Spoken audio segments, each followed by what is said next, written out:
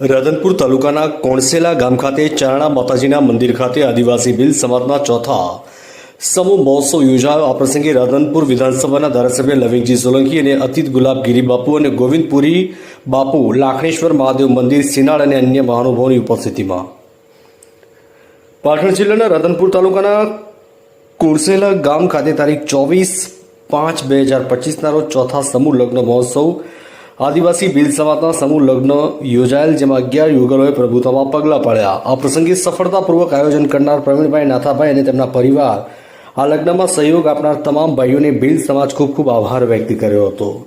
સમૂહ લગ્નની અંદર આદિવાસી ભીલ સમાજના લોકો અન્ય લોકો દ્વારા સહયોગ આપવા બદલ પ્રવીણભાઈ રાણાએ તેમનો આભાર માન્યો।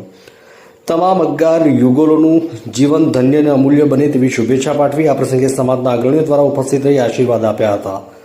આ પ્રસંગે સાધુ સંતો, રાજકીય અગ્રણીઓ પણ ઉપસ્થિત રહ્યા અને આશીર્વાદ આપ્યા। આદિવાસી ભીલ સમાજના લોકો મોટી સંખ્યામાં ઉપસ્થિત રહ્યા હતા। ભવ્ય રીતે ચોથા સમૂહ લગ્ન મહોત્સવ યોજાયો। આ પ્રસંગે સમાજના અગ્રણી જેકડા ગામના સરપંચ મનુભાઈના હસ્તે 9,500 રૂપિયા શિક્ષણ સમિતિમાં ફાળો આપ્યો।